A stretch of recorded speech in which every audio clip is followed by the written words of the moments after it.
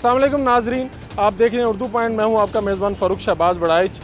Rescue 1122 नाम तो सुना होगा और देखा भी होगा आपने। ये काम कैसे करते हैं और ये जब भी कोई नाखुशगवार वाक़या होता है तो पहुंचते कैसे हैं, आइए आपको दिखाते हैं।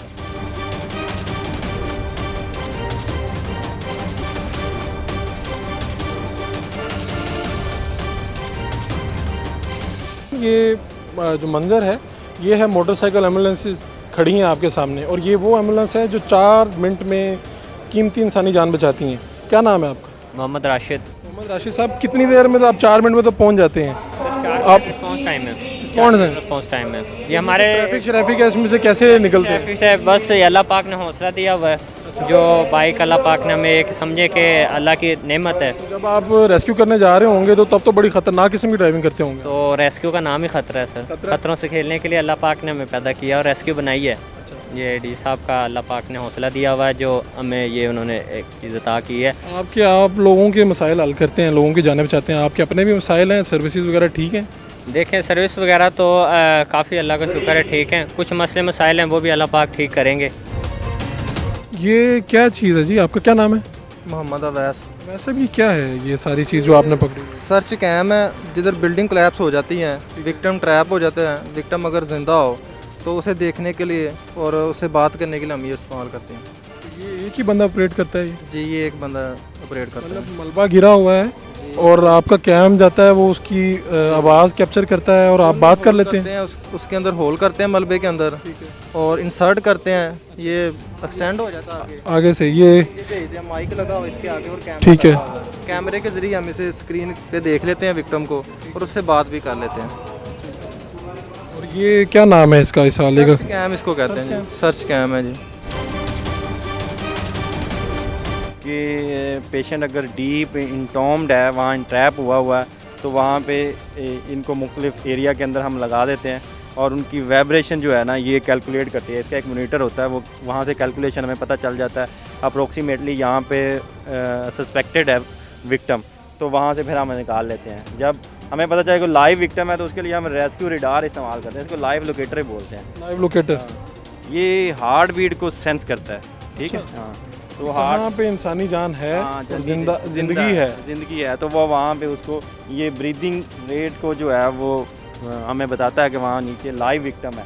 तो उसके लिए ये 5 मीटर रेडियस के अंदर काम कर रहा होता है, तो ये किया जाता है। ठीक है। ये क्या जी? बाकी ये जो ये आगे आ जाइए, हमारे पास कम्बी टूल है। कम्बी टूल में 2 काम करता है। ये स्प्रेड करता है, जैसे व्हीकल्स के अंदर पेशेंट ट्रैप हो गया या ऐसी जगह जहाँ हमें स्प्रेड करके उनको निकालना है, और कटिंग का काम भी करता है। कटिंग का काम भी करता है और कटर के तौर पे भी ये इस्तेमाल होता है। उसके साथ हमारे पास ये कंक्रीट क्रशर है, ठीक है। ये हाइड्रोलिक प्रेशर के साथ ये चलता है, वो पावर पैक है इसके साथ अटैच होते हैं, और जहाँ पे कंक्रीट वगैरह है उनको ये क्रश करने के लिए इस्तेमाल होता है। कोलैप स्ट्रक्चर के अंदर हमारे काम आते हैं। ये हमारे पास हाइड्रोलिक रैम है कि जहाँ पे हमने शोरिंग करनी है, स्टेबल करना है लोड को। फर्ज कर लें कि हमें पता है कि ऐसी बिल्डिंग जो कोलैप्स होने वाली है, तो उसको शोरिंग करने के, उनको स्टेबल करने के लिए हम रैम इस्तेमाल करते हैं। व्हीकल के लिए हम रैम इस्तेमाल करते हैं। अच्छा जी, आगे आए। आगे ये आपने वो सर्च कैम जी, ये सर्च कैम का वो है कवर है।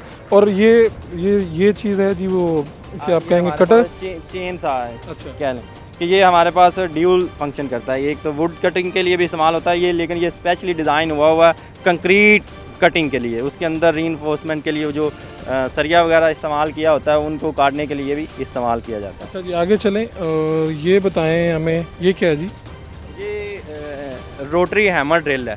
पर हमने बात की थी वो सर्च कैम की, उनको इंस्पेक्शन हॉल हम पहले करते हैं, पेशेंट उनके रोटरी हैमर के जरिए करते हैं और वो इंसर्ट करते हैं पेशेंट कैमरा जा सके, पहुंच सके, पेशेंट के साथ कम्युनिकेशन कर सके। पेशेंट को अगर डिहाइड्रेशन है तो उनको अगर हम वाटर वगैरह या कार्बोहाइड्रेट वहाँ पहुँचाने हैं, ताकि वो जब तक हम कटिंग करते हैं उन टूल्स के साथ उतनी देर तक हम पेशेंट को स्टेबल कर लें, उनके साथ कम्युनिकेशन कर लें उनका। ये क्या चीज़ है जी? ये हमारे पास स्मोक इजेक्टर के तौर पे भी काम करती है और वेंट के तौर पे भी काम करती है। मीन क्या, ये ऐसी बिल्डिंग है जहाँ बहुत ज़्यादा स्मोक है, बहुत ज़्यादा टॉक्सिक है, तो वो हम इसको इजेक्ट करते हैं। बाद वक्त ऐसी जगह होती है जहाँ पे बहुत ज़्यादा सफोकेशन होती है, तो वेंट के तौर पे भी हम काम कर सकते हैं। मीन के एयर उसके अंदर भेजने के लिए और आउट करने के लिए स्मोक हम इस्तेमाल करते हैं।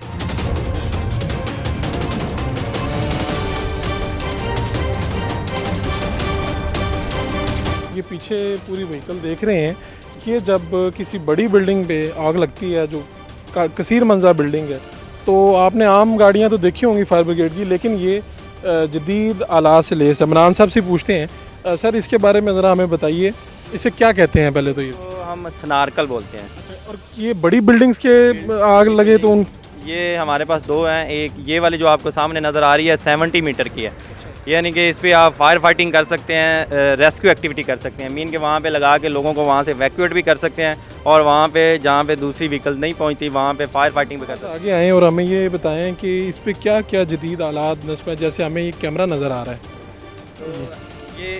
ये ऑटो सिस्टम के कह लें कि सेंसर लगे होते हैं बिल्डिंग, जैसे ये बिल्डिंग के बिल्कुल साथ हमें साथ साथ बता रही होती है। एक ऑपरेटर वहाँ बैठता है, उसका यहाँ पे जो रेस्क्यू हो जाते हैं उनके साथ कम्युनिकेशन होती है थ्रू माइक और थ्रू कैमरा के ज़रिए हम उनके साथ कम्युनिकेशन करते हैं। दूसरा, अगर हम इसमें नहीं भी कोई रेस्क्यूअर भेजते, वहाँ से हम स्क्रीन से वहाँ पे उनको मॉनिटर आगे चलें। एक ऑपरेटर कहाँ पे बैठता है जी, आपने दिखाया? वहाँ पे बैठ के इसके ऊपर जो रेस्क्यूअर गया है उसके साथ कम्युनिकेशन कर सकता है, वहाँ के हालात, उसके अलावा विंड के लिहाज से उसकी लेंथ कितनी ऊपर लेके जानी है वो सारी वहाँ पे आ रही होती है। इतनी मंजिला मतलब अगर बिल्डिंग हो ये वहाँ तक जा सकती है, इसकी अप्रोच कहाँ तक है? ये हमारे पास दो हैं। लाहौर के अंदर जितनी भी कह लें कि हाई राइज बिल्डिंग है उन तमाम को ये कवर करती है। लाहौर की हद तक हम किसी भी नाखुशगवार वाक़या हो तो ये उसको कवर करने की और रेस्क्यू करने की सलाहियत रखती है। बिल्कुल ऐसे ही है। इसमें ये है कि थोड़ी सी प्रॉब्लम ये है कि ये कह लें कि इनके लिए एरिया ज़्यादा चाहिए होता है इसको इंस्टॉल होने के लिए। वहाँ पे तंग जगह होगी तो वहाँ इसका जाना ही मुश्किल होगा, जहाँ ये जाएगी वहाँ पे ये रेस्क्यू कर। बिल्कुल। और टोटल कितने लोग इसको ऑपरेट करते हैं? टोटल 5 लोग ऑपरेट करते हैं। 5 की टीम। हाँ, 5। और ये कितनी देर में आग बुझाई जा सकती है? ये आग की नोयत के ऊपर है। वैसे ये 2400 से लेकर 3800 लीटर पर मिनट ये पानी फेंकती है वहाँ पे, यानी कि इतना इसका थ्रो है।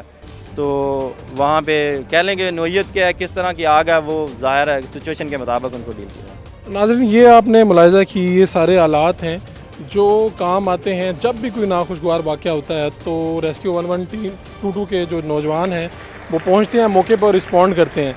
मोटरसाइकिल एम्बुलेंस भी देखी है आपने, और जब कोई बिल्डिंग गिरती है उसके लिए भी लोग पहुँच के कौन से आलात इस्तेमाल होते हैं, इसी तरह आग बुझाने वाले आलात। तो ये सारी वो चीज़ें हैं जिनकी मदद से हम किसी भी नाखुशगवार वाक़े पर काबू पा सकते हैं। अपने मेज़बान फ़ारूक शहबाज बड़ाइच को इजाज़त दीजिए। अल्लाह निगहबान।